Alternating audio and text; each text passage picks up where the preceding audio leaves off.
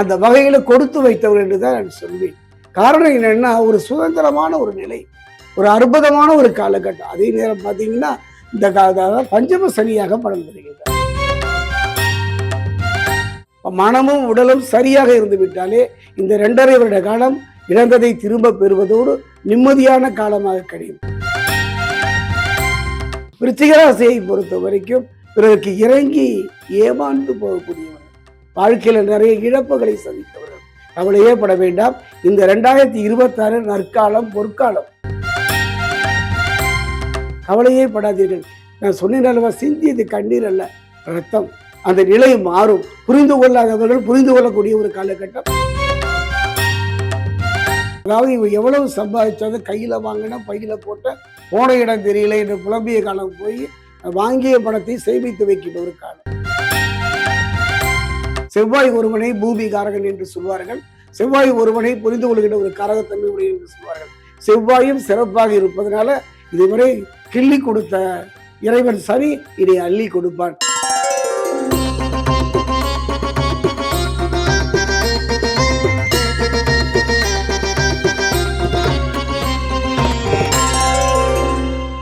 மாயவரம் பக்தி தமிழ் நேயர்களுக்கு அன்பார்ந்த வணக்கம். சனி பயிற்சியில இப்ப அடுத்ததான் நாம பார்க்க போறது விருச்சக ராசி நேயர்களுக்கு எப்படி இருக்கும்? அனைவருக்கும் வணக்கம். எல்லாம் இல்ல நரசிம்மனுடைய விஷ்ணுமாயுடைய ஆசி உங்களுக்கு கிடைக்கணும் அப்படின்னு இந்த 2026 வாக்கிய பிரகாரம் நடைபெறுகின்ற சனி பயிற்சியுடைய முழுமையான நற்பலன் கிடைக்கணும்னு நான் பிரார்த்தனை செய்கிறேன். அந்த வகையில பார்க்கும்போது சனி பகவான் திருக்கணித பிரகாரம் சனி பகவான் ஏற்கனவே பயிற்சி ஆகிவிட்டார். அதே நேரம் வாக்கிய பஞ்சாயகம் பிரகாரமாக சனி பகவான் பயிற்சி ஆகிவிட்டார். இரண்டுக்கும் என்ன வித்தியாசம்னா ஒன்றும் இல்லைங்க. பலன் ஒன்றுதான். பலன் ஒன்றுதான். போத்திட்டு படுத்துக்கலாம், படுத்துட்டு போத்திக்கலாம், அவ்வளோதான். இதுல என்ன இருக்கு உங்களுக்கு கஷ்டம்? நமக்கு தேவை குளிர் நம்ம பாதிக்காம இருக்கணும், அதுதானுங்க. அந்த வகையில சனி பகவான் ஒரு அற்புதம். அதாவது இந்த ஈஸ்வர பட்டன்னு சொல்லுவாங்க, இலங்கேஸ்வரன், ராவணேஸ்வரன் எல்லாம் சொல்றீங்கல்ல, சண்டிகேஸ்வரன். அதுல இவருக்கு மட்டும் ஏங்க இது நான் கதையா சொல்லலை. ஏன்னா ஏதோ சொல்ல மாட்டேன், ஏதோ சொல்ல வரான்னு நினைக்காதீங்க. சனி பகவான் போய் சிவபெருமானிடம் முறையிடுகிறார். எல்லோரும் என்னை சனியனேன்னு திட்டுறாங்க, சனி பேச்சு பார்த்து பயப்படுறாங்க. நான் என்ன, நீங்க சொன்னதானே ஐயா நான் செய்கிறேன். அவர் செய்த கர்மாவுக்கு ஏற்ற பலனைத்தானே நான் தருகின்றேன் என்று கலங்கி நின்ற போது கவலைப்படாதே. உன் மனைவியினால் நீ சாபம் அடைந்திருக்கிறார், உன் பார்வை கெடுபலனை தரும். இதுதானே நீலா கொடுத்தது உனக்கு சாபம். கவலைப்படாது, உன் பார்வை நற்பலனையும் தரும். நீ கெட்டவனை பார்த்தனா நல்லவன் நல்லா இருப்பான் இல்லையா என்று ஆசீர்வதித்தார். அப்படிப்பட்ட சனீஸ்வரனை பொறுத்த வரைக்கும் இந்த 2026 பார்த்தீங்கன்னா விருச்சிக ராசி எவ்வாறு இருக்கும் என்று பார்ப்போம். சனியினுடைய பார்வைன்னு பார்த்தீங்கன்னா அந்த 3, 7, 10 இல்லையா. அவர் தன் இருக்கின்ற இடம் எதுன்னு பார்த்தீங்கன்னா குருவினுடைய வீட்டில் இருக்காருங்க. மேஷத்தை தலையாக கொண்டால் மீனத்தை என்ன சொல்லுவோம், பாதமாக கொள்வோம். அப்போ குருவினுடைய பாதம். சனி பகவான் ஒரு சிறப்பு என்னன்னா, குரு பக்தியில இவருக்கு ஈடே கிடையாதுங்க. குருவை எவன் ஒருவன் வணங்குகின்றானோ, குருவை நாடி இருக்கின்றானோ, குருவை நெருங்கி இருக்கின்றானோ, அவன் அருகே நிற்பதில் சனி பகவான். ஒரு பிரச்சனை வருது அப்படின்னா நீங்க குரு விட்டு நின்று பாருங்க, எந்த பாதிப்பா, நம்ம பையன் தான்ப்பா, தெரியாம பண்ணிட்டா, கவலைப்படாது. அந்த மாதிரி ஒரு நிலைதான். அந்த வகையில் பார்க்கும்போது சனி பகவானை பொறுத்த வரைக்கும் சொன்னேன் அல்லவா, 3, 7, 10 அந்த 3வது அவர் பார்க்கின்ற பார்வை நாம் பார்த்தோம். ரிஷபத்தை பார்த்தார். 7வதாக பார்த்தீங்கன்னா அவர் கன்னியை பார்த்தார். இப்போ பார்த்தீங்கன்னா சனி பகவானுடைய பார்வை இல்லை. அந்த வகையில கொடுத்து வைத்தவர் என்றுதான் நான் சொல்வேன். காரணம் என்னன்னா, ஒரு சுதந்திரமான ஒரு நிலை, ஒரு அற்புதமான ஒரு காலகட்டம். அதே நேரம் பார்த்தீங்கன்னா இந்த பஞ்சம சனியாக பலன் தருகின்றார். இந்த 8ஆம் இடம் என்பது பஞ்சம சனியாக பலன் தருகின்ற ஒரு அருமையான காலம். என்ன பஞ்சம சனி? ஒவ்வொரு சொன்னா கூட நான் சொல்றேன், ஏற்றத்தாழ்வு, இன்பமும் துன்பமும் கலந்த வருவார். அதாவது அப்படிப்பட்ட ஒரு காலகட்டம் சரியாக இருந்து விட்டாலே போதும். மனமும் உடலும் சரியாக இருந்து விட்டாலே இந்த 2.5 வருட காலம் இழந்ததை திரும்ப பெறுவதோடு நிம்மதியான காலமாக கிடைக்கும். அதாவது உள்ள கூட வச்சிருப்பாங்க, ஆனா வெளியில அதை வெளிப்படுத்த முடியாது. அதை எப்படி வெளிப்படுத்துவாங்க? கோபமாக. எப்படி வெளிப்படுத்துறது தெரியல.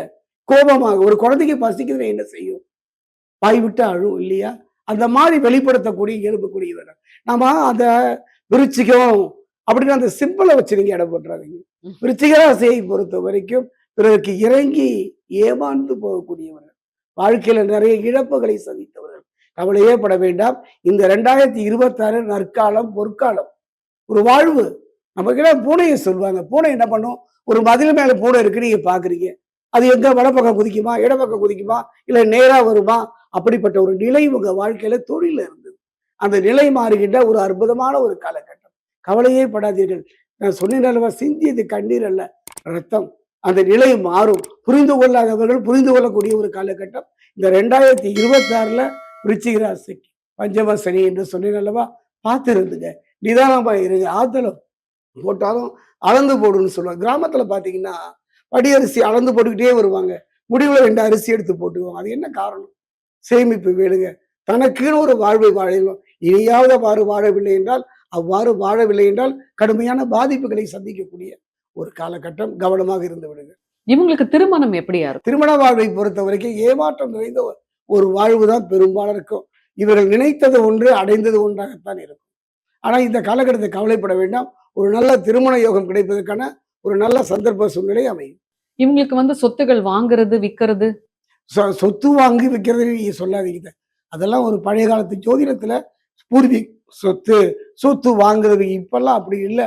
ஒரு இடம் வாங்குதல், வாங்கிய இடத்தை கட்டி முடித்தல். அந்த இடம் வாங்குவதற்கான வாய்ப்பு இருக்கா?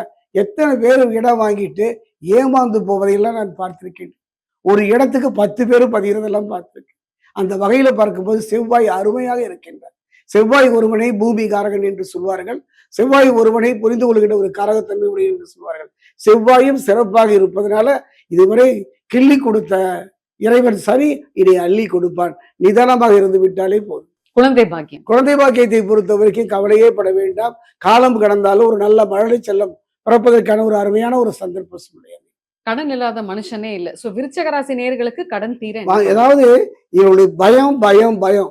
சிலரெல்லாம் பாத்தீங்கன்னா விருச்சிக ராசியில இந்த காலகட்டத்துல தலைமறைவு வாழ்க்கைன்னு சொல்லுவாங்க. வாங்கிய கடனை கட்ட முடியாமல் தலைமறைவு வாழ்ந்தவர்களெல்லாம் நான் சந்தித்திருக்கின்றேன். அந்த நிலை மாறி குடும்பத்தோடு திரும்ப வாழுகின்ற ஒரு நல்ல காலமாக அமையும்.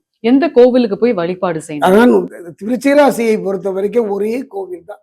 அதாவது ஒரு மனைவி, ஒரு தொழில், அப்படி ஒரு தெய்வம்.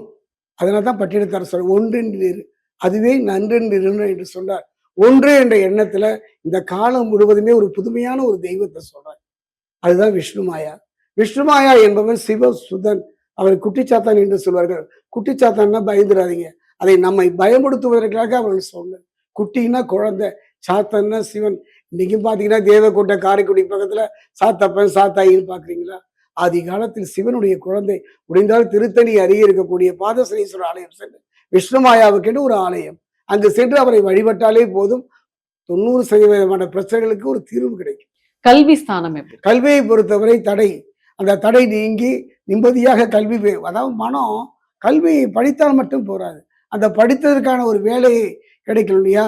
அது ஒரு அருமையான ஒரு சந்தர்ப்பம். மனம் சிதறுகின்ற ஒரு சூழ்நிலை இருப்பதனால எதிர்கால நலனை கிடைத்து படிப்புல கவனம் செலுத்துகின்ற ஒரு காலம் இந்த காலம். ஐயா, இவங்களுக்கு வந்து உடல் நலம் அந்த மாதிரி விஷயங்கள்? கண்டிப்பா கண்டிப்பா.